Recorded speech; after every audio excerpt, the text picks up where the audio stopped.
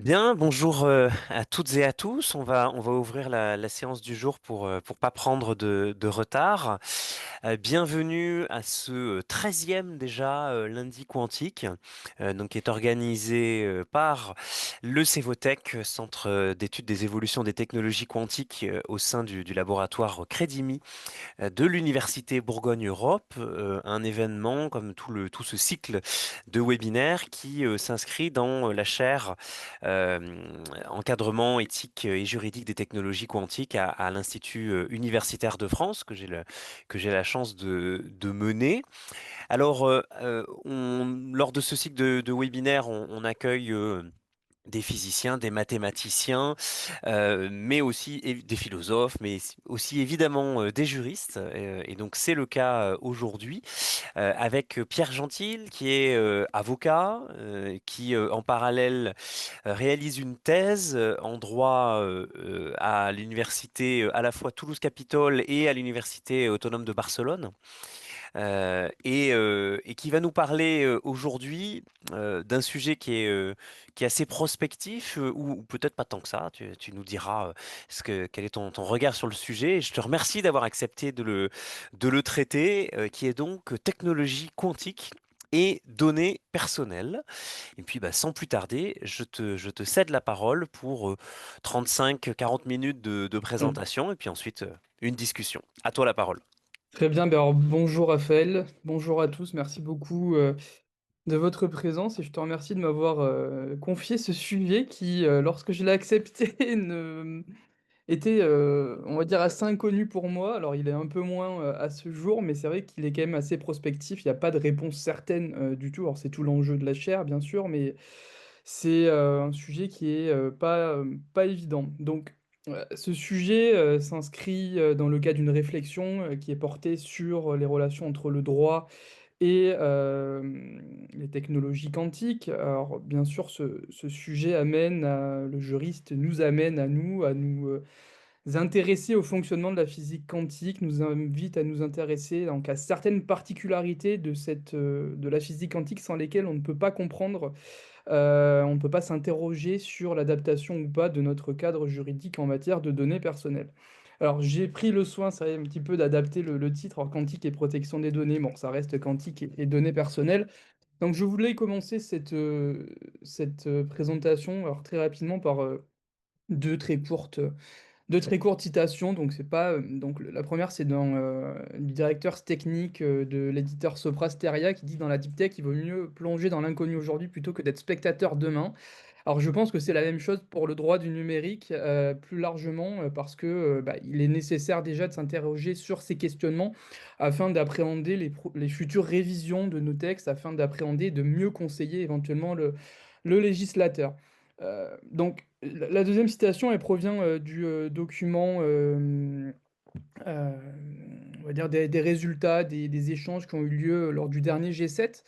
Et c'est très intéressant parce que c'est rare d'avoir des documents officiels dans lesquels on reconnaît un risque directement sur la protection des données.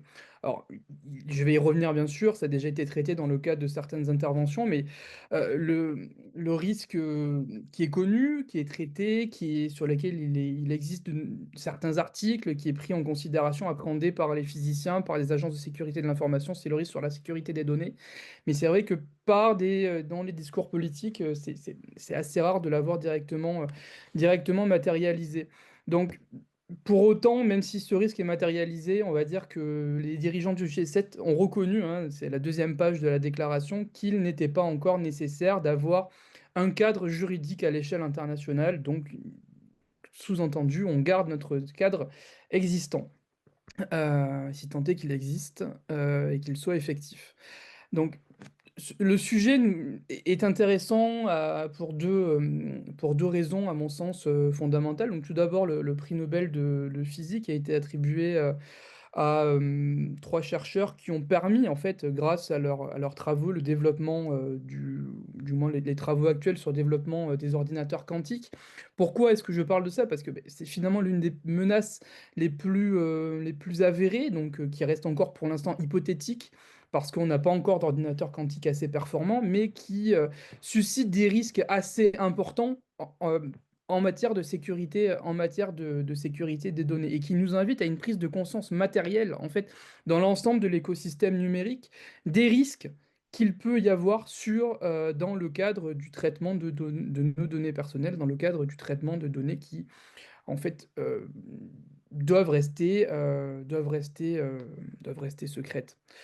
Donc pour le juriste, l'impression que la menace est lointaine ne doit pas éloigner de la réalité. Donc c'est tout l'intérêt de cette présentation ben, moi personnellement, alors je fais juste une petite digression, m'a amené à m'intéresser donc vraiment au développement de ces technologies quantiques. Et quand on en parle, on a l'impression que c'est très lointain, que ça n'existe pas. Alors c'est faux parce qu'il existe déjà des applications qui sont euh, utilisés. Donc, comme j'étais très intéressé par les travaux sur le laser, ou sur les Mhm. systèmes de GPS, ou sur les possibilités de la mesure du temps. Donc, l'axe d'étude qui a été le mien et qui est bien sûr toujours en cours d'évolution, c'est m'intéresser donc à partir des menaces, des risques quantiques, comment est-ce que le droit du numérique, alors tout le moins, on va dire le RGPD ou certains textes en matière dans le cas du droit européen du numérique, peut répondre aux risques quantiques. Donc les questionnements classiques sont toujours les mêmes. Est-ce qu'on a besoin d'un droit spécial? Est-ce que notre droit est suffisant pour faire face aux menaces existantes ou aux menaces prochaines? Doit-on promouvoir une relativisation du principe de neutralité technologique?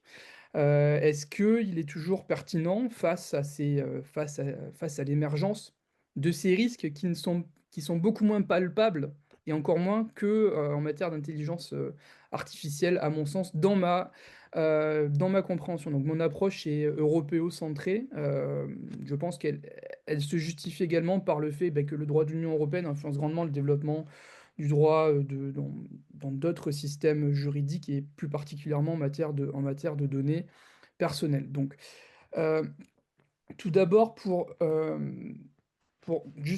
illustrer, hein, donc ça, c'est quelques copies écran d'articles de presse de la semaine dernière. Hein. Donc, c'est vraiment très présent dans l'actualité et ce qui rend la réflexion assez complexe parce que l'évolution technologique ne va pas s'arrêter, est en cours d'évolution, tout l'enjeu de la chair, bien sûr, mais pour le juriste, ça demande un effort un peu plus élevé de systématisation.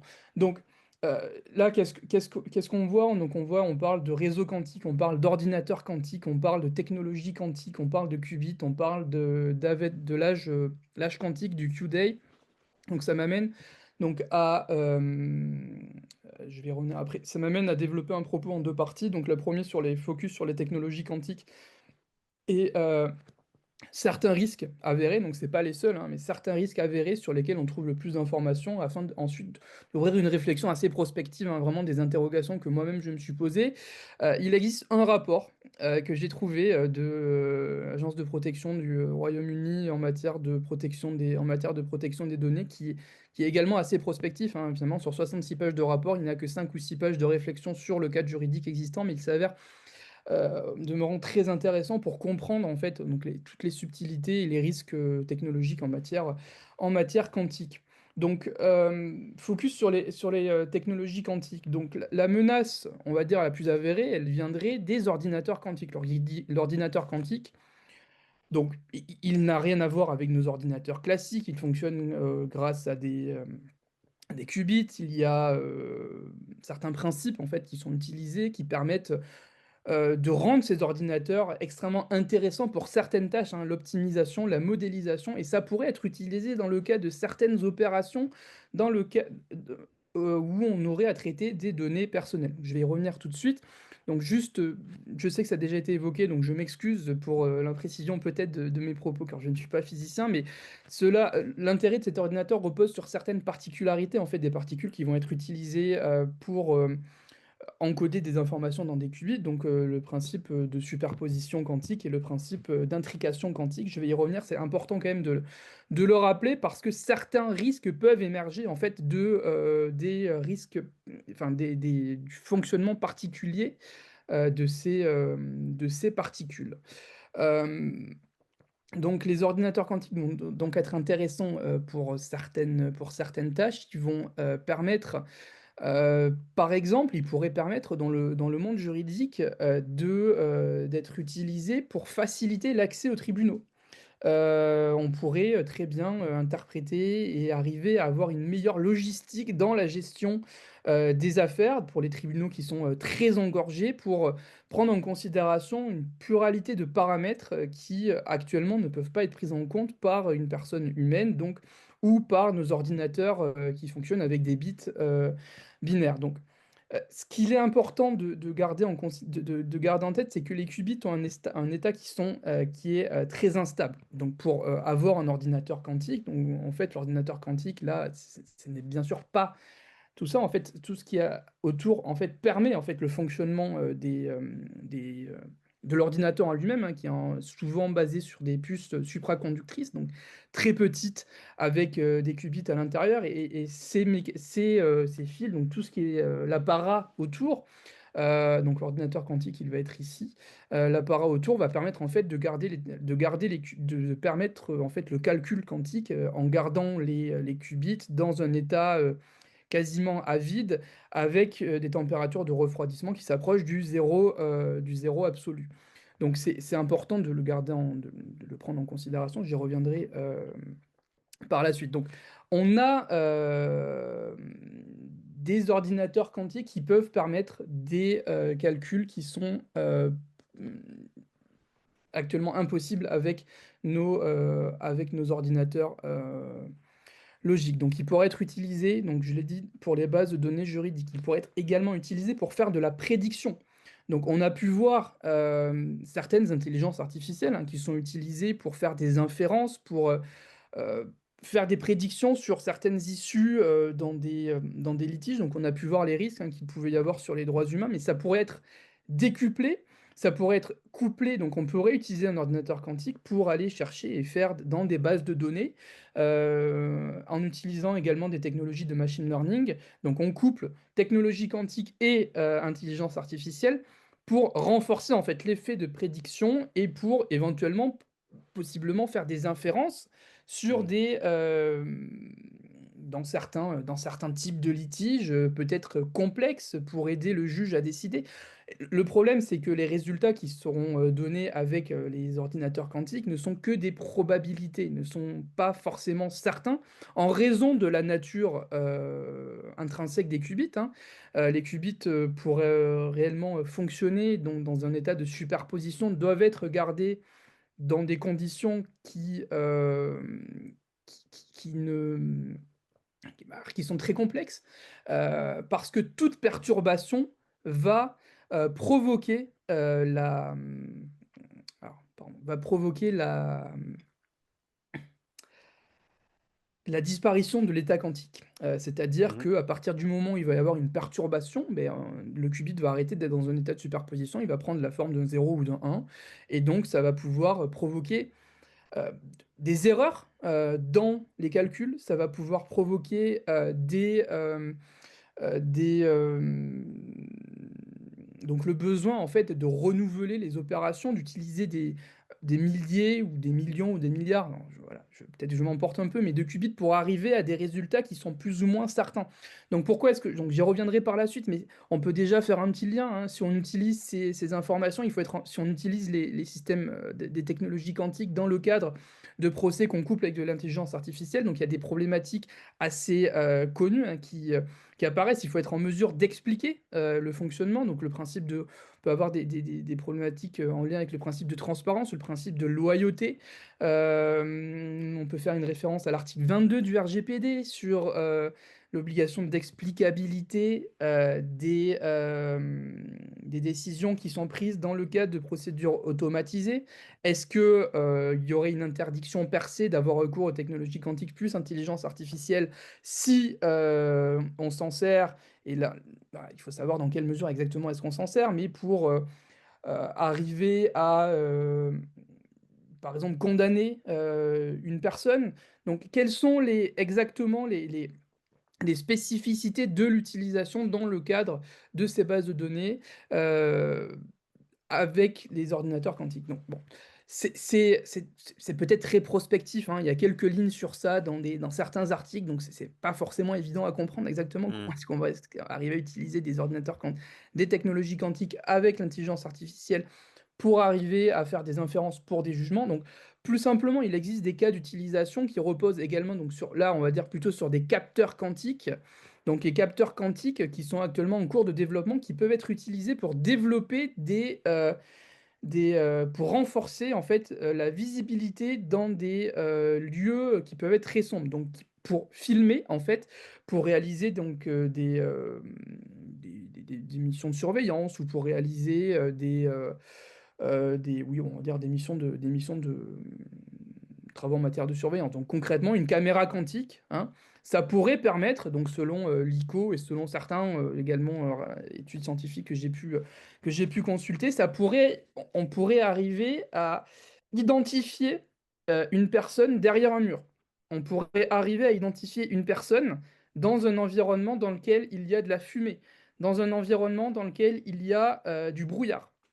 Donc là, ça pose des questions assez importantes. Est-ce que ces personnes sont informées? Est-ce que ces personnes peuvent être réellement identifiables grâce à ces technologies? Est-ce que ces mmh, personnes sont, à même d'accéder par la suite à ces images, si on utilise des technologies quantiques? Parce qu'à partir du moment où on va procéder à la mesure avec le capteur quantique, peut-être qu'on va avoir l'effondrement de l'état quantique et du coup avoir des images complètement brouillées à partir du moment où on veut les mesurer ou si on veut les réutiliser par la suite. Donc ça fait appel à quoi? Donc c'est alors, à des besoins en fait de continuer le développement de ces technologies. Donc ça, c'est deux exemples très prospectifs, hein.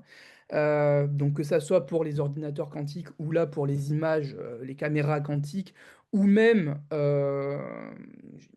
le Quantum Internet Alliance de l'Union européenne a développé des cas d'usage, hein, de l'utilisation de technologies quantiques et des liens qu'il pouvait y avoir avec la protection des données ou la protection de la vie privée. Et il y a un cas d'usage, hein, donc, qui pourrait être discuté avec un informaticien. C'est l'utilisation de la cryptographie quantique, je vais y revenir tout de suite, de la cryptographie quantique pour s'assurer de la correcte disparition de données médicales qui pourraient être utilisées par Doctolib.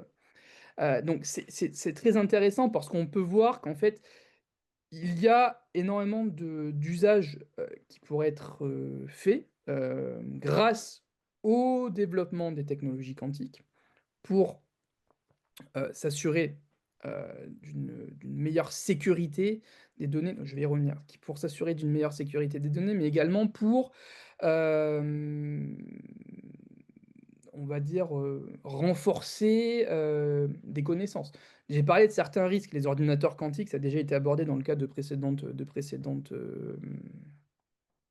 conférence, ouais. séminaires, ne posent pas forcément que des risques, hein. Ils peuvent permettre de découvrir de nouvelles molécules, ils peuvent être très utiles en matière de sciences des matériaux. Mais c'est vrai qu'en tant que juriste, on va essayer de trouver des problèmes. Donc les problèmes, pour l'instant, que j'ai pu identifier, c'est lorsqu'on lie technologie quantique avec l'intelligence artificielle, l'utilisation avec les capteurs quantiques, le risque sur la sécurité des données en raison de la capacité des ordinateurs quantiques que ces derniers, lorsqu'ils seront à même de fonctionner réellement, lorsqu'on se rapproche de l'âge quantique, qui seront à même de fonctionner avec des qubits assez stables ou avec des taux d'erreur très faibles qui serait à même de casser en fait, hein, les codes, donc tout le système de cryptographie actuel.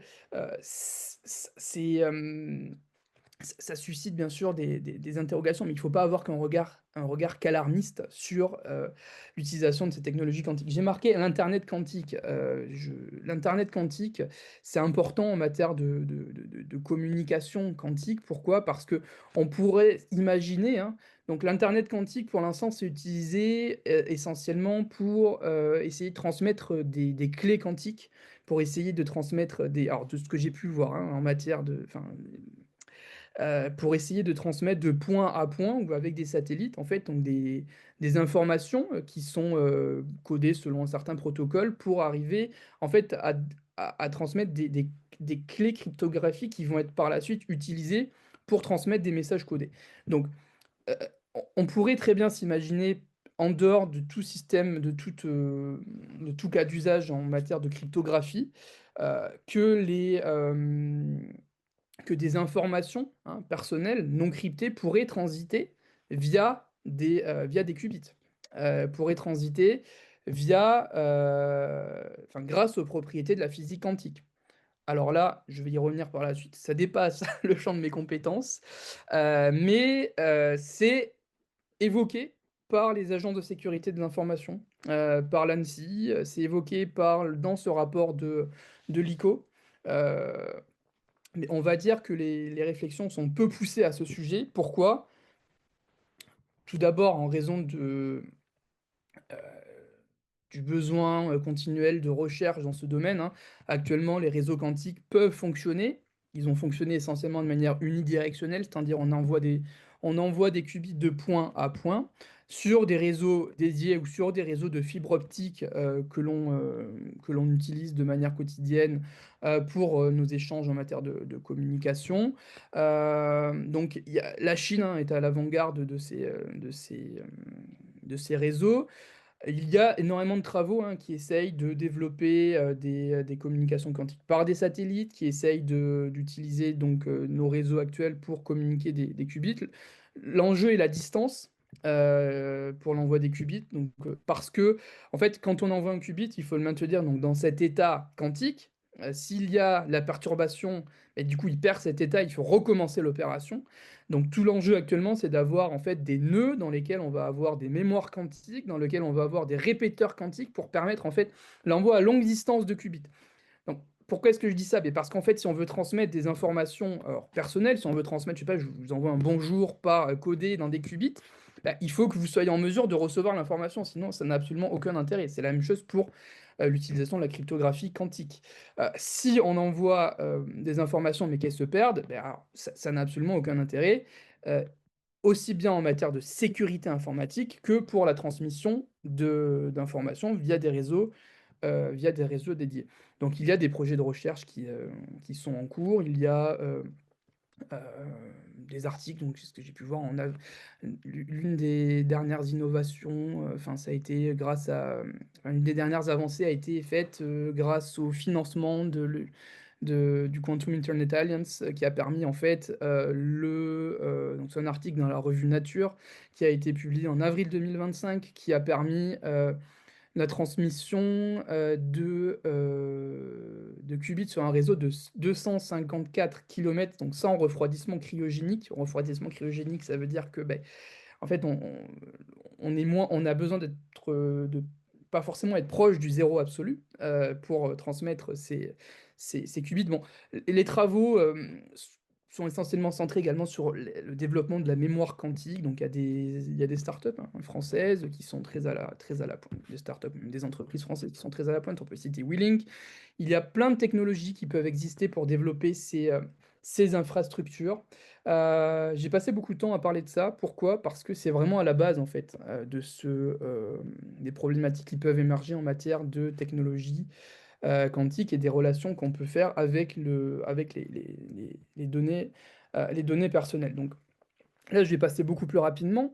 Donc l'ordinateur quantique, il peut être à mesure, lorsqu'on arrivera à un développement opérationnel, à casser la cryptographie. Donc la cryptographie, donc déjà il faut être un peu plus précis parce que même dans les textes officiels, parfois on ne trouve pas cette précision. Donc il existe un risque pour la cryptographie essentiellement asymétrique. La cryptographie asymétrique, c'est ce qui est utilisé concrètement dans le cadre de nos échanges par Internet, pour l'utilisation, enfin, par exemple sur l'utilisation des blockchains en matière de crypto-monnaie, pour l'utilisation de paiements en ligne. Donc concrètement, il y a des protocoles en fait, hein, qui existent. Donc c'est basé sur l'échange de deux clés, donc des clés publiques, clés privées. Et en fait, la sécurité repose en fait sur l'impossibilité actuelle de nos ordinateurs d'arriver à casser en fait les algorithmes. D'accord? Donc c'est basé sur une croyance mathématique. L'intérêt de la cryptographie quantique, ça va être en fait de faire reposer la sécurité informatique non pas sur des règles mathématiques, mais sur des règles physiques.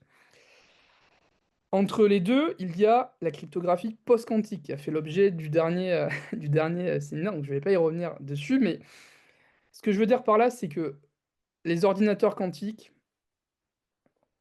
euh, pourraient, dans les 5, 10, 15, 20, 25 prochaines années, casser notre système de cryptographie asymétrique. Il reste la cryptographie symétrique. La cryptographie symétrique pourrait être moins affectée par les ordinateurs quantiques. Donc là, c'est fondé sur des résultats mathématiques que je ne suis pas en mesure forcément d'expliquer. Mais ce qu'il faut retenir, c'est que les risques, en fait, donc la démonstration des atteintes potentielles envers la sécurité des données ont été démontrées par des physiciens dans les années 90, donc bon, essentiellement donc Peter Shor en 1994 en ce qui concerne la cryptographie asymétrique et Grover pour la cryptographie symétrique.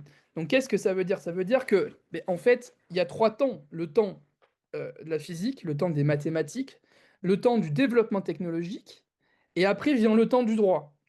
Donc, est-ce que le temps du droit, il ne devrait pas venir aussi en même temps que le temps mathématique, en même temps que le développement technologique, parce que sinon, on va avoir énormément de retard, on va avoir beaucoup trop de compréhension des enjeux, de compréhension de la technologie hein, qui est nécessaire pour arriver à développer des cadres juridiques adéquats. Donc, le droit, les agences de sécurité ne restent pas impuissants face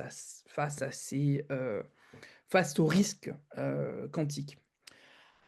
Si on parle de la cryptographie post-quantique, elle permet quoi? Elle permet en fait, ce sont des algorithmes euh, classiques, on va dire, des algorithmes non quantiques, donc qui reposent sur des résultats mathématiques en fait, qui sont développés hein, actuellement. Donc, il y a des travaux qui sont en cours de développement. Il y a des algorithmes qui ont été normalisés par le NIST donc aux États-Unis donc, et qui commencent à être déployés dans certaines applications que l'on utilise actuellement. Donc ça, si vous voulez, en fait, c'est les premières mesures en fait, qui permettent de s'assurer d'une garantie, d'une sécurité de nos données vis-à-vis du risque quantique. Donc concrètement, qu'est-ce qu'on développe? On développe des algorithmes qui devraient ne pas être, qui seraient impossibles de casser, même avec des ordinateurs quantiques. Donc c'est des algorithmes, on va dire, qui ont un degré de complexité supérieur. Donc ça existe. Depuis 2021, 2022, enfin depuis ce que j'ai pu voir, on commence à avoir déjà dans les algorithmes qui sont utilisés par les plateformes en ligne, par nos services de messagerie sécurisés, certains algorithmes post-quantiques. Donc, qu'est-ce que ça veut? Donc, il y a l'Union européenne hein, qui s'intéresse également. Donc, ça, c'est un rapport du service européen euh, ah, le service de recherche du Parlement européen qui a fait aussi un briefing. Il y a des agences. Le risque est reconnu par les autorités de protection des données. Alors bon, je vous ai mis ce petit dispatch, mais concrètement, il y a 5 lignes hein, sur le risque. Il n'y a pas beaucoup d'informations. Là, on va trouver le plus d'informations, ça va être dans les avis scientifiques développés par les agences de sécurité de l'information, par l'ENISA. On a une recommandation de la Commission européenne de 2024 qui est venue reconnaître le besoin en fait hein, d'adapter nos pratiques en matière de cryptographie. Donc, qu'est-ce qu'il faut retenir de ce propos? C'est que il existe des risques qui sont posés qui émergent en fait hein, du développement de technologies quantiques. L'ordinateur quantique qui peut casser la cryptographie, qui peut être utilisé, qui peut être couplé avec des technologies existantes comme en matière d'intelligence artificielle pour donner des résultats qui vont être essentiellement probabilistes. Donc, il pose des questions sur l'adaptation de notre droit, des nouveaux types de mesures qui peuvent être utilisées par les technologies quantiques pour développer des nouveaux appareils plus performants, plus puissants. Par exemple, les systèmes les caméras quantiques, elles pourraient être très intéressantes pour la Direction générale des douanes, pour aller observer dans des conteneurs les risques par exemple, les types de produits qu'il peut y avoir à l'intérieur sans avoir à ouvrir les conteneurs. Donc ça peut renforcer donc, la sécurité. Ça peut renforcer donc, la sécurité, mais ça peut aussi poser des questionnements sur nos droits et libertés, sur notre rapport en fait à ces technologies quantiques d'un point de vue strictement juridique. Euh, la menace la plus avérée pour l'instant, c'est en matière de cryptographie. Donc, il y a des travaux qui existent, des travaux de recherche, enfin des travaux qui sont financés par des programmes ambitieux. Deux orientations, cryptographie post-quantique et la cryptographie quantique. La cryptographie quantique repose sur le fonctionnement de la physique quantique. Donc concrètement, donc, il y a des protocoles qui existent, hein, par exemple le protocole BB84, plein de types d'algorithmes qui sont en cours de développement, qui vont en fait permettre la transmission de clés de manière sécurisée. D'accord? Enfin, qui doivent permettre la transmission de clés de manière sécurisée. Donc concrètement, qu'est-ce qui se passe? Ben, je veux transmettre un message on va reprendre l'exemple toujours Alice et Bob, hein. Alice veut transmettre un message à Bob via un système de cryptographie quantique. Donc qu'est-ce qu'elle va faire? Elle pourrait transmettre l'information, mais on a vu qu'en raison de la nature propre des qubits actuellement, en raison de l'état actuel de l'art et de la technologie, il n'est pas forcément possible de le faire parce qu'il y aurait beaucoup trop de pertes. Donc on va transmettre ben, un message, donc en fait notre clé qu'on va transmettre en utilisant par exemple des photons, en utilisant des particules quantiques qui vont être envoyées via par exemple un réseau de fibre optique, qui vont être décryptés par, alors, peut-être pas décryptés, qui vont être lus par Bob, donc par l'interlocuteur. Il va y avoir des échanges pour arriver en fait à un certain consensus sur les qubits qui ont été correctement transférés, qui ont été correctement mesurés, et c'est en fonction de ce résultat qu'on va en fait disposer d'une clé, donc une clé qui va être utilisée par la suite pour envoyer des messages. Pourquoi est-ce que c'est intéressant? Parce que s'il y a une personne entre les deux, donc un tiers qui veut observer la communication, ben, on va tout de suite se rendre compte en fait que on a été observé. Pourquoi? Parce que si un qubit qui est envoyé est mesuré à un moment précis sur le trajet, ben, on va forcément altérer son état. Donc la personne qui va réceptionner en fait le qubit ne va pas réceptionner, de ce que j'ai pu comprendre, un qubit en l'état, mais il va réceptionner un qubit altéré, donc c'est-à-dire mesuré. Grandement simplifié, hein. Euh, donc on va pouvoir se rendre compte que donc il y a des manières qui peuvent permettre après de renvoyer un qubit dans un état quantique, mais concrètement on va avoir potentiellement beaucoup plus de taux d'erreur dans la mesure qui va être effectuée par la personne qui souhaite recevoir le message et qui souhaite communiquer dans ce cas dans mon exemple avec Alice. Et c'est un système qui repose sur des principes physiques. Alors, très simplement, il y a quand même des risques, hein, il y a quand même des- des risques qui sont identifiés par les agences de protection, et notamment le besoin d'authentification préalable. C'est-à-dire que, en fait, il faudrait reposer sur.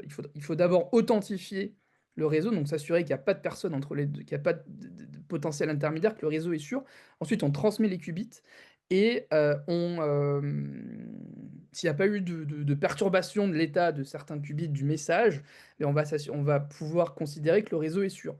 Concrètement, le problème, c'est que si on s'aperçoit qu'il y a une personne entre les deux, ben, il faut recommencer, qu'il faut constamment recommencer. Donc on peut avoir des pertes, on peut avoir beaucoup de latence en fait hein, dans la transmission des informations. Est-ce que finalement, c'est pas une limitation de ce type de cryptographie? Alors c'est un exemple parmi d'autres, elle ne vise pas à remplacer les technologies existantes, elle vise seulement en fait dans un futur lointain, à peut-être être déployé avec des systèmes de cryptographie post-quantique. Donc pour faire le lien avec la partie juridique qui est beaucoup moins, qui est un peu plus prospective et qui s'appuie sur ce que je viens de dire, c'est les conseils très concrets qui sont fournis et qui existent actuellement, qui sont mis en lumière par les agences de sécurité de l'information, c'est que concrètement, il ne faut pas attendre. Concrètement, il faut réfléchir à la manière dont on développe notre cryptographie dans les objets connectés, dans les plateformes, dans nos systèmes, dans les sites internet. La manière dont la cryptographie est développée. Euh, un des secteurs dans lesquels il y a beaucoup de travaux, c'est en matière financière. En matière financière, c'est actuellement la réponse face au risque quantique, elle repose sur le développement de cryptographie post-quantique. Donc ça veut dire des systèmes hybrides dans lesquels on aurait des algorithmes classiques traditionnels et auxquels on associe des algorithmes post-quantiques donc, qui ont un niveau de complexité plus élevé. Donc il y a plusieurs temps, hein. Il y a d'abord un temps d'identification de la menace, d'identification des risques pour l'ensemble de nos opérations, l'ensemble de nos outils, l'ensemble de nos services, l'ensemble des produits-services qui utilisent, qui ont recours à des systèmes de cryptographie pour bien identifier, pour bien répertorier, pour bien cartographier. Ensuite, on développe potentiellement, donc on décide si on développe ou pas, on associe ou pas, on agrège des systèmes de cryptographie post, enfin des algorithmes de cryptographie post-quantique. Puis un temps de réflexion, un temps de développement peut-être obligatoire. Et donc concrètement, c'est de l'incitation. En fait, c'est de l'incitation et c'est une logique de gestion des risques. Voilà. Cette logique de gestion des risques, elle est connue et elle est promue par le droit par le droit du numérique. C'est l'approche par les risques, c'est l'approche de compliance, c'est l'approche de conformité et qui est préconisée pour faire face à ce risque quantique. Donc, euh, donc, ça me permet de faire le lien avec cette deuxième partie. Donc, il existe des risques. Et donc, quelle est la réponse de notre droit? Donc, ma réponse, elle est ambivalente. C'est-à-dire, il y a actuellement des dispositions qui devraient être, selon moi, révisées. Mais il serait aussi nécessaire d'avoir, à mon sens, peut-être, je ne sais pas, un Quantum Data Protection Act ou un Quantum Act dans lequel, donc, il a annoncé le Quantum Act, mais qui ne devrait pas contenir de dispositions législative, enfin, c'est affirmé par la Commission européenne, donc voilà, donc c'est vraiment très prospectif. Donc, qu'est-ce que nous dit l'ICO, donc l'autorité de protection des données du Royaume-Uni? Ben, qu'il existe des risques qu'il faut identifier, qu'il faut cartographier, mais qu'actuellement, l'approche proposée en matière de protection des données peut être suffisante. Alors, elle peut être suffisante, oui, parce que concrètement, peut-être qu'on n'a pas forcément les moyens ou l'ambition de faire autre chose. Donc, on, qu'est-ce que, qu'est-ce qu'on peut identifier? Quels sont les questionnements qu'on peut faire émerger? Donc d'abord, lorsqu'on parle de communication quantique, on pourrait s'interroger sur le fait de savoir si une donnée personnelle qui est transmise via des qubits répond toujours en fait à la définition de données personnelles. Alors, il y a des personnes qui disent oui, des personnes qui disent non. Pourquoi est-ce que des personnes disent oui? Pourquoi est-ce que des personnes disent non? C'est en raison de la nature intrinsèque des qubits, c'est-à-dire le- le- l'état en fait quantique qui va être compliqué à préserver. Donc, si on a une information qui est transmise dans un état, est-ce qu'on peut être sûr qu'elle va arriver dans le même état? Euh, est-ce qu'on peut être sûr qu'elle va être mesurée, enfin, que le résultat de la mesure va être le même que ce qui a été envoyé? Si on utilise l'intrication quantique, donc l'intrication quantique, c'est quand deux particules sont intriquées quantiquement, donc ça veut dire qu'elles sont liées et qu'elles vont interagir indépendamment de la distance qui les sépare. Donc, c'est utilisé en matière de téléportation quantique, donc pour transmettre des messages, mais il y a certains théorèmes en matière quantique qui nous indiquent que, ben, par exemple, le principe de non-clonage quantique, qui nous indique que ben, on va pas forcément pouvoir éventuellement dupliquer des informations, on va pas pouvoir agir, enfin, comment dire, on ne va pas pouvoir avoir deux qubits similaires, deux qubits semblables. Donc, si on veut, par exemple, utiliser ben, l'intrication quantique pour transmettre des données personnelles via des réseaux de communication quantique, ben, les, on ne peut, selon ce principe, le qubit intriqué qui va être transmis, ben, il n'aura pas la même mesure, il n'aura pas le même codage interne que euh, l'autre qubit qui correspond correctement à, on va dire, au bit binaire qui a été codé au sein de ce qubit. Bon, alors c'est peut-être pas forcément peut-être très clair, mais c'est pour dire que il y a quand même des incertitudes et des incertitudes physiques sur la possibilité de la communication quantique et sur la possibilité même de prendre en considération le fait que un bit quantique soit une donnée, enfin, répond toujours après avoir été euh, mis dans un état quantique, que l'information soit toujours une information qui réponde à la définition de données personnelles. Alors, je pense que là, on part un peu loin, c'est un peu trop prospectif. Moi, je pense que oui, ça peut répondre à la notion de données personnelles. Pourquoi? Parce que les données cryptées, actuellement, dans le cas du RGPD, ben, c'est toujours des données personnelles, à moins qu'elles soient anonymisées. Donc, c'est pas parce qu'on crypte la donnée que donc la donnée va être lisible, la donnée ne va pas être peut ne pas être après déchiffrée si on ne dispose pas de la clé de chiffrement adéquate.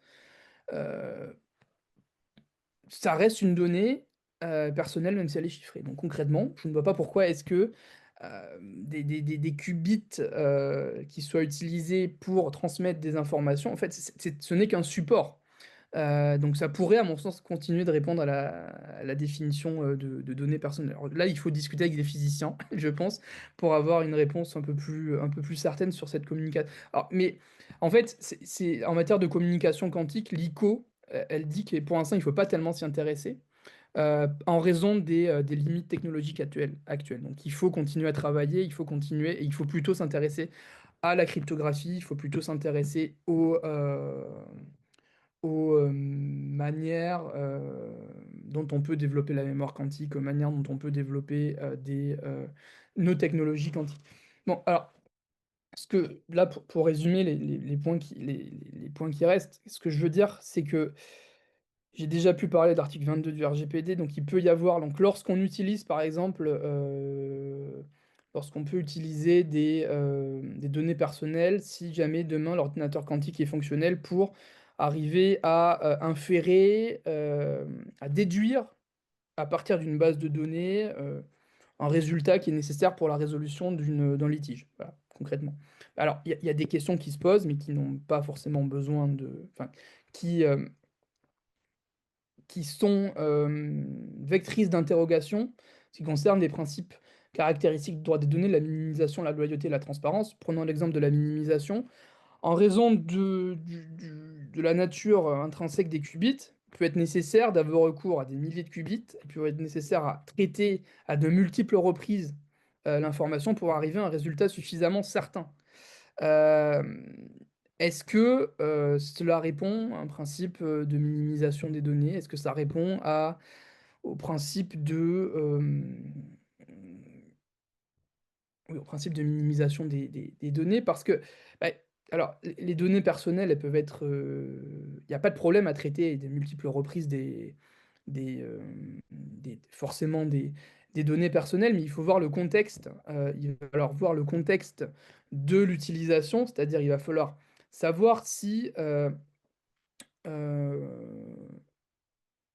exactement les données personnelles qui ont été collectées, qui ont été traitées pour répondre à la finalité qui est celle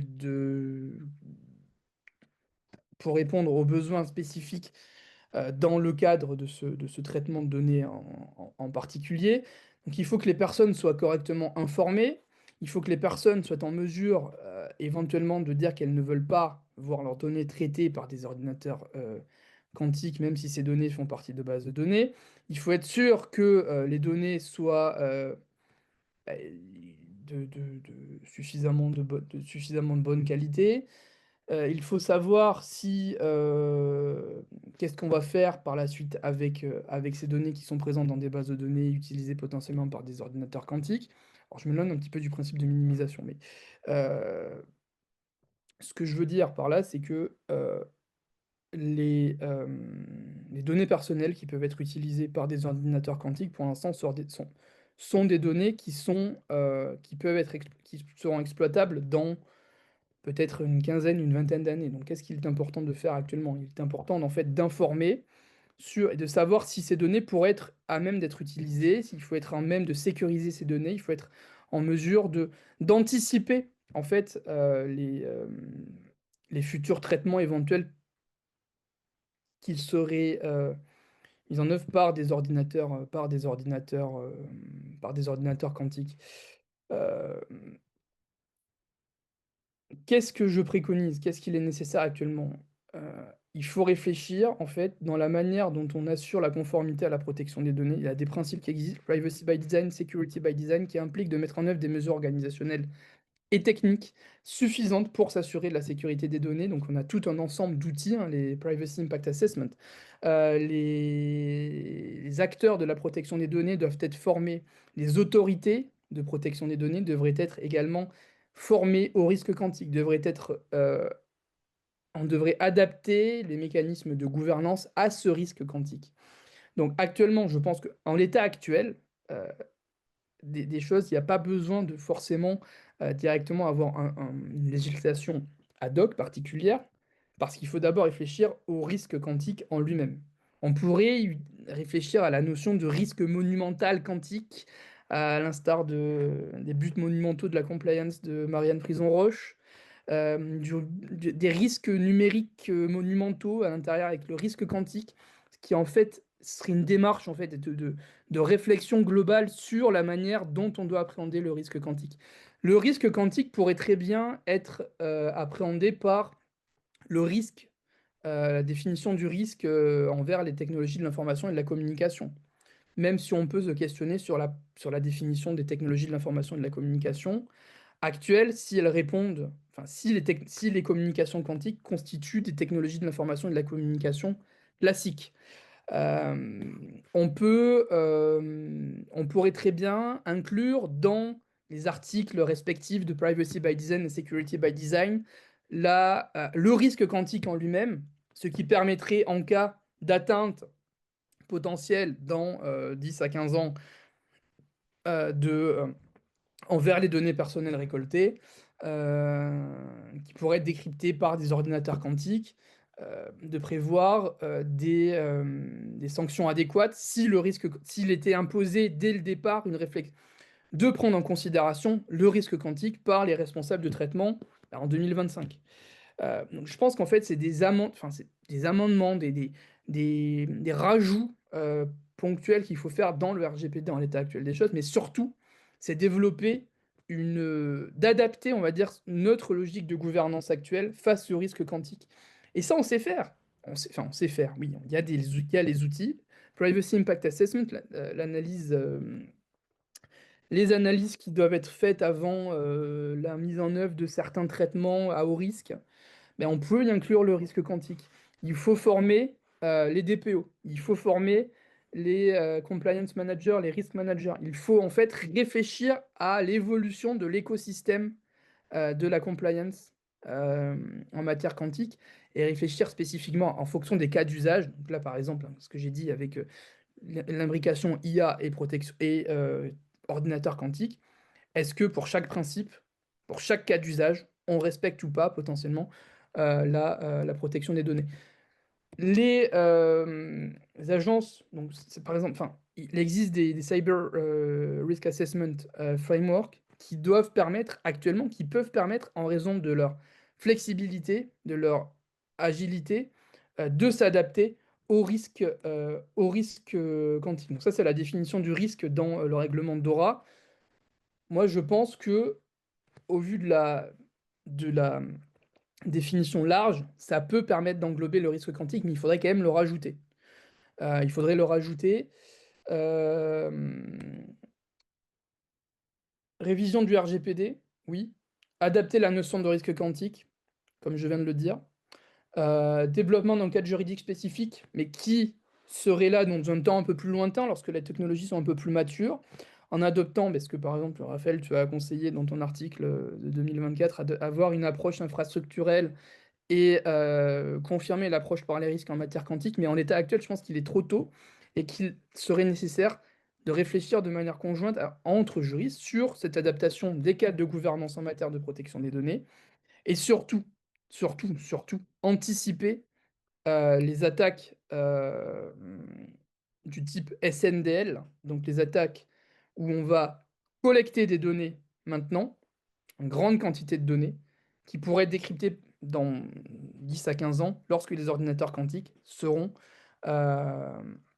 seront d'actualité. Si jamais on a, ce un acte, quantique, si jamais on a même un cadre de gouvernance quantique, au niveau européen qui pourrait servir de référence, on pourrait par exemple avoir un nouvel effet Bruxelles quantique, qui pourrait servir, hein, de grille d'analyse, de grille de développement, des cadres juridiques, en matière quantique à l'échelle internationale, comme ce qu'on a pu avoir en matière d'IA. L'Union européenne pourrait jouer un rôle efficace et avant-gardiste dans ce domaine pour arriver à promouvoir un usage, éthique et juridique, mais à travers cette notion de risque quantique et également à travers ces outils de normalisation, même si on est déjà en retard, sur ce domaine. Merci, désolé, j'ai complètement dépassé le temps. Tu as un Heu, petit peu dépassé, mais ça reste tout à fait raisonnable. Bah, mais écoute, merci beaucoup, Pierre-Jean, pour ce panorama, ce tableau assez complet de ce que font les autorités, de ce qu'elles ont dans leur radar, de l'état aussi de la littérature scientifique sur sur ces sujets, et puis pour tes réflexions. Avant d'ouvrir la discussion, j'ai deux questions peut-être pour un peu synthétiser. J'ai l'impression que dans ce que tu dis dans ton propos, c'est que bon, le sujet est pris à bras-le-corps par certaines autorités, mais pas forcément par tout le monde, et donc il est urgent de former. Et d'ailleurs, c'est ma première question, c'est quelles finalement autorités nationales saisissent l'enjeu actuellement, selon toi? Tu as parlé pas mal de l'ICO, on sait que l'ANSSI le fait, mais voilà, je serais assez curieux de savoir si tu as vu d'autres autorités nationales qui ont publié là-dessus. Peut-être ce que je note, c'est que ton point de vue, c'est qu'il faut aujourd'hui, et je te rejoins parfaitement, informer et faire de la prévention, que c'est le plus important, que la question de l'applicabilité finalement du régime du droit des données ne se pose pas vraiment, parce qu'on a des questions, même si on a des questions d'incertitude, de technique, effectivement, puisque c'est la plus grande incertitude, bon, finalement, c'est tout à fait secondaire comme sujet, puisque la donnée en elle-même, même si on peut avoir des débats un peu philosophiques sur est-ce que la donnée n'est pas transformée, est-ce qu'on répond toujours à la qualification juridique de la donnée ou de la donnée personnelle. En fait, la question se pose pas vraiment. J'ai noté ce que tu as dit, je suis d'accord à la fin sur quand même l'intérêt de réfléchir à une législation ou en tout cas à l'applicabilité du droit, et c'est peut-être un sujet sur lequel des étudiants pourraient travailler dans le cadre d'un mémoire sur le phénomène SNDL, Store No Decree Letter, puisque là on a quand même des sujets à la fois juridiques, politiques, et techniques qui mériteraient une analyse complémentaire. S'il devait y avoir un texte, ce serait peut-être effectivement sur ce phénomène-là et pas forcément au niveau européen, parce qu'on est quand même sur des questions mmh, plutôt de sécurité diplomatique, voilà.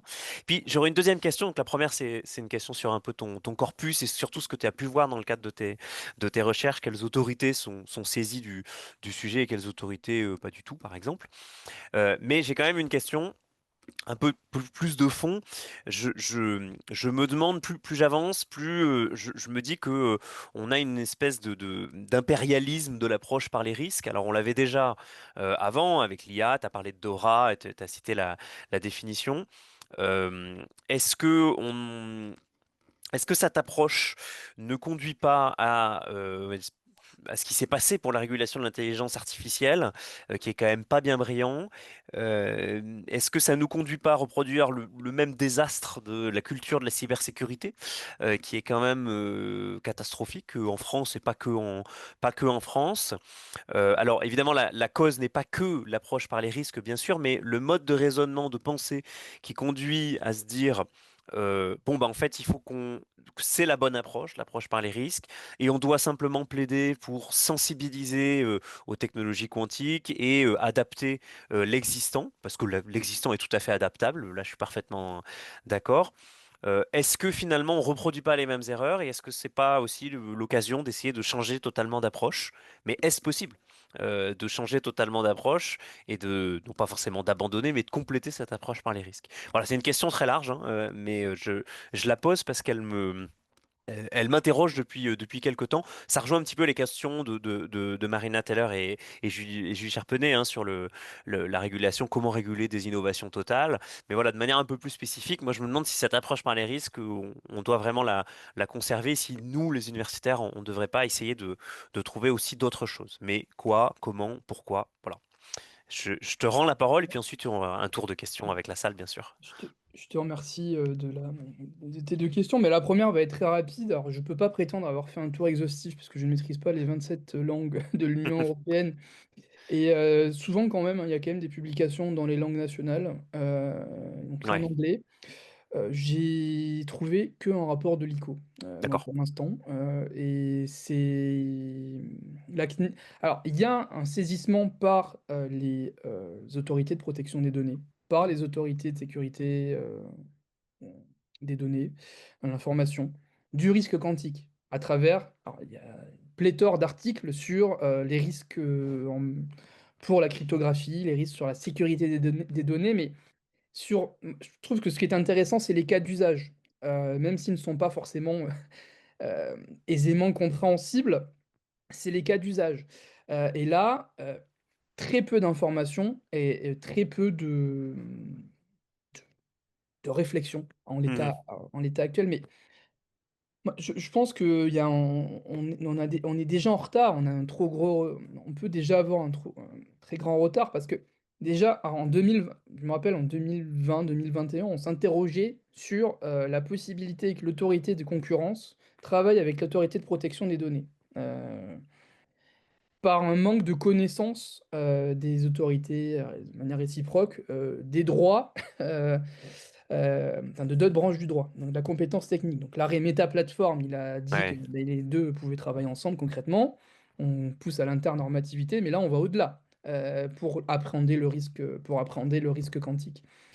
Et donc là, on doit développer des cas d'usage, on doit travailler. Donc le DPB devrait travailler de manière plus accrue, à mon sens, sur le développement de ces cas d'usage et travailler de manière en synergie beaucoup plus avec les chercheurs, avec les scientifiques. Mais c'est un constat que je tire, mais ça fait 10 ans peut-être maintenant, voilà, que je suis dans le droit du numérique. Et c'est déjà ce qu'on disait au début avec la protection des données. Alors maintenant, le ouais, problème, c'est que les risques se complexifient.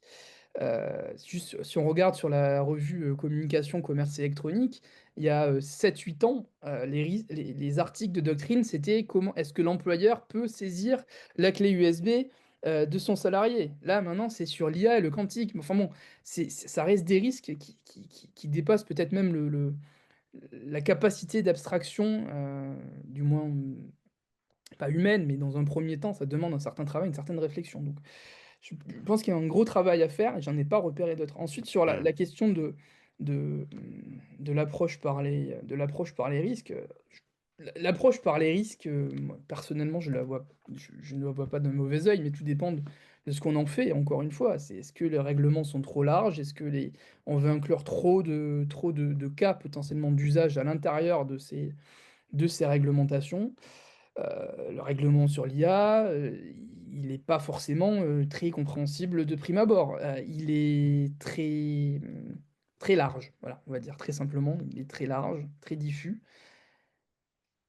On parle de Je me risque demande si... quantique. On parle Oui. de la manière dont on doit appréhender ben, un phénomène social, un phénomène technologique, un phénomène sociologique, éthique, mais bon, surtout scientifique. Comment est-ce que le droit, on va y répondre? Ben, ce droit, enfin, on va essayer d'identifier des problèmes, donc des risques potentiels. Donc pour moi, le risque n'est pas contradictoire à une approche juridique et encore moins en manière technologique. Mais il faut relativiser, et ça, c'est pas moi qui le dis, c'est vous les auteurs déjà en droit du numérique, il faut relativiser le principe de neutralité technologique et il faut aller dans le concret. Moi, je pense qu'il faut rentrer dans plus de détails hein, dans les réglementations. Il faut parler de cryptographie post-quantique, il faut expliquer en quoi ça sert, sans aller peut-être jusqu'à donner hein, une norme, hein, la norme exacte dans les textes, mais il faut prévoir beaucoup plus de pouvoir éventuellement de délégation à la Commission européenne. Il faut pouvoir prévoir plus de, peut-être de contrôles qui seraient faits auprès des autorités de normalisation. Il faut prévoir un écosystème plus développé pour arriver à contrôler Mhm. le risque et à l'adapter sans forcément avoir besoin de changer une réglementation. Et je pense que dans un premier temps, il faut être plus précis dans l'approche par les risques, ne pas vouloir englober tout ce qui existe, relativiser ce principe de neutralité technologique en réfléchissant de manière, enfin, en prenant en considération les spécificités de l'infrastructure, en prenant en considération nos cas d'usage et en prenant en considération, bien sûr qu'on ne peut pas tout anticiper, mais c'est pas parce qu'on ne peut pas tout anticiper qu'on ne peut pas être précis à l'heure actuelle sur ce qui peut être fait. Ou si on ne veut pas le mettre dans la loi, et bien dans ce cas, il faut prévoir des normes de soft law, donc la co-régulation, et revenir à ce qui se fait avec la privacy by design, revenir avec ce qui se fait avec les autorités de certification, mais avoir un contrôle étatique plus pressant, parce que actuellement, ce qui se joue, c'est ce qui se jouait au moment du développement de l'Internet, Mhm. avec l'ICANN. Si on n'a pas la contrôle de la norme, la normalisation, si on ne maîtrise pas actuellement les technologies, les infrastructures, et surtout la normalisation derrière, eh bien, on va pas pouvoir influencer par la suite éventuellement un potentiel droit qui va se développer et qui va être en mesure d'appréhender tous les, on va dire, les problématiques juridiques qui pourraient émerger et qu'on n'a pas encore complètement anticipé. Donc moi, je pense qu'il faut Je, être précis et prévoir éventuellement des mécanismes de délégation mais avec plus de contrôle. Voilà. je me demande sur ce dernier point, sur le contrôle, le sens de ma question. Tu as répondu. Moi non plus, je suis pas du tout opposé par principe à l'approche par les risques, hein, mais je me demande, en réfléchissant à l'effectivité du droit du numérique et à la manière dont le droit fondé sur une approche par les risques répond effectivement depuis quelques années aux enjeux que nous avons. Et là-dedans, je mêle pêle-mêle l'effectivité du RGPD, qui est quand même un sujet très complexe, alors que le RGPD, quand même, c'est un débat qu'on connaît depuis 2010. Depuis 2010, on sait qu'il va y avoir un texte. Et pourtant, voilà, 15 ans plus tard, on est quand même loin d'avoir une effectivité concrète et d'avoir une opinion publique dans l'Union européenne qui comprend exactement de quoi il est question. Sur la cybersécurité, c'est pareil, c'est quand même assez catastrophique et lorsqu'on se déplace et qu'on forme un peu à la cybersécurité et au droit de la cybersécurité, bon, on se rend bien compte qu'en fait, l'approche par les risques, c'est bien beau, mais en réalité, le risque humain, on n'a pas réussi à faire passer dans l'idée de l'approche par les risques et dans le droit applicable que le principal problème, c'est d'abord l'humain qui est derrière la machine et puis qui laisse sa clé USB ou le post-it avec le mot de passe sur son ordi ou quelque part de visible. Pour l'intelligence artificielle, même problème. Et voilà, je me dis, est-ce que finalement, en développant, en théorisant une approche par les risques, on n'a pas un effet pervers qui tient moins au droit qu'à son application concrète et à toute la sociologie juridique qui va autour. Et est-ce que c'est pas l'occasion de penser les choses autrement? Mais bon, il n'y a pas de réponse à ça, c'est juste un sujet que je pose un peu dans le débat, parce que je pense que ce serait intéressant de pouvoir le creuser au cours des prochains webinaires. Peut-être que, et puis de manière générale dans les colloques qui vont avoir lieu, dans les années qui viennent sur le quantique ou le numérique plus largement. Peut-être, puisque je vois que l'heure défile, est-ce qu'il y a une ou deux questions assez rapides peut-être dans la salle? J'ai pas vu de main se lever. Bon, je n'en vois pas. Est-ce que Pierre-Jean, tu souhaites dire un dernier mot avant que Oui, mais j'annonce la suite? pour répondre, je pense que dans l'obligation de déclaration préalable des traitements qu'il y avait dans la directive de 95 en matière de protection des données, on a souvent dit il y avait pas que l'approche par les risques enfin, est apparue plus ou moins avec le RGPD, on va dire en matière de protection Mhm. des données, dans cette logique du moins de responsabilisation. Mais il y Oui, avait déjà une approche par les risques dans la avant. directive qui était quand même assez intéressante, assez importante.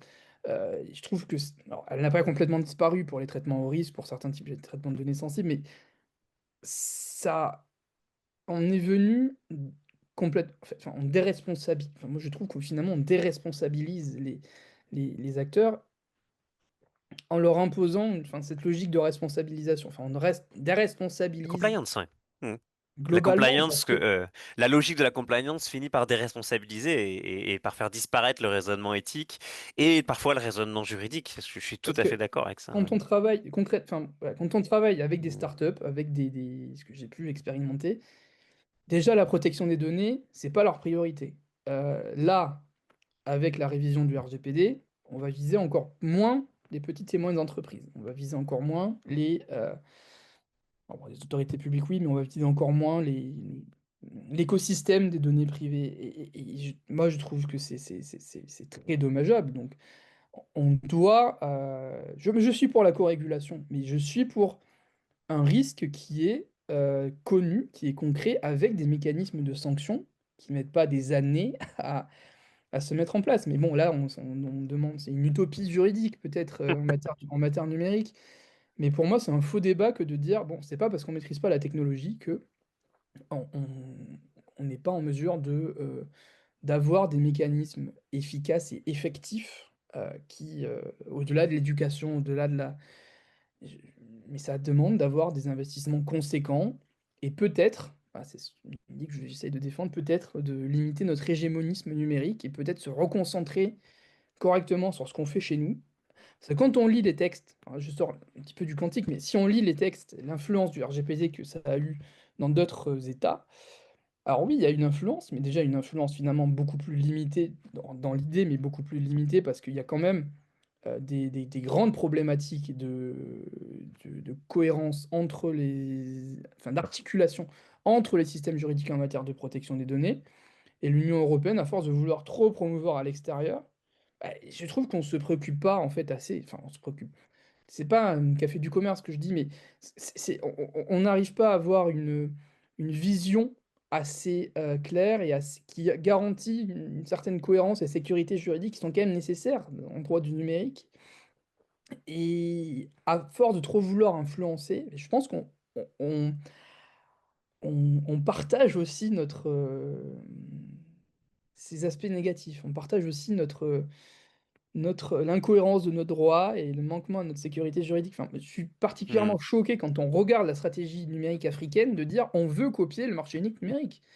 On copie, quand on regarde les lois de protection des données en Afrique, dans certains États francophones, c'est parfois des copier-coller de la loi informatique et liberté. Donc si on fait la même chose pour l'approche par les risques, voilà, il faut faire attention, et je pense qu'il faudrait qu'on se reconcentre. C'est pas du tout le mouvement actuel, hein, mais il faudrait qu'on se reconcentre sur une plus grande systématisation, peut-être une codification du droit du numérique, et je pense que ça pourrait aider à réfléchir sur le risque quantique, ça pourrait aider à prendre du recul aussi, et à, arriver à une meilleure effectivité, efficacité de notre propre droit. Et juste pour conclure, c'est l'approche, là actuellement l'approche par les risques, elle est, je pense, peut-être euh, pertinente à l'échelle internationale pour comprendre, pour arriver à systématiser notre pensée en matière numérique, nos valeurs, pour arriver à comprendre exactement, nous, quels sont nos risques que l'on veut protéger, quels sont nos risques quels sont les risques essentiels, on va dire, mais c'est Hmm. enfin, nos risques monumentaux, quelles sont nos valeurs essentielles qu'on cherche à protéger, qui doivent être transcrits dans la législation. Et actuellement, le risque quantique doit en faire partie. Dans l'analyse, par exemple, des- de l'adéquation des régimes lorsqu'on cherche à effectuer des transferts internationaux de données, ben, le risque quantique ou le risque numérique en lui-même est essentiel pour comprendre si ces mêmes risques sont protégés appréhendés par des législations ou par les absences de législation dans d'autres États. Donc je pense que le risque Mhm. est toujours essentiel, est toujours central, mais il faut lui donner une facette peut-être plus européenne. Très bien, merci. Ce sera le mot de la fin, Pierre-Jean. Merci beaucoup pour toutes ces idées, toutes ces pistes de réflexion qu'on va pouvoir creuser. Il y a il y a plein de sujets qui pourraient utilement être creusés dans le cadre de prochains webinaires, mais peut-être que toi-même tu pourras revenir dans les mois ou années qui viennent pour approfondir certains de ces sujets. Je vais simplement annoncer les deux prochains lundis quantiques. On se retrouve, on a une petite pause en novembre et on se retrouve le 8 décembre avec Hans Josselin, qui est professeur de physique à l'Université Bourgogne-Europe. On parlera de photons, de lumière quantique, de Planck et d'Einstein aux technologies quantiques. Et puis on se retrouvera ensuite en 2026, le 19 janvier, avec Morgane Violo, qui est doctorante en droit international pénal à l'Université Bourgogne-Europe aussi, qui travaille dans le cadre du Cevotech où elle participe avec Fabrice Amougou à l'élaboration de la cartographie des stratégies quantiques des États. Et on parlera avec elle le 16 janvier, le 19 janvier donc, des stratégies quantiques des États du G20. Voilà, cette vidéo sera bientôt disponible en rediffusion. Merci encore Pierre-Jean pour ton temps et pour voilà, avoir relevé le défi de ce sujet compliqué, prospectif, mais tu l'as parfaitement relevé. C'était un plaisir de t'écouter et de réfléchir à ce sujet avec toi. Et puis, bah, écoutez, on se retrouve tous bientôt, début décembre. Et puis, si on ne se retrouve pas début décembre, eh bien, bonne fête de fin d'année. C'est quand même très anticipé, mais bonne fête de fin d'année. Et rendez-vous en 2026. À bientôt! Merci beaucoup.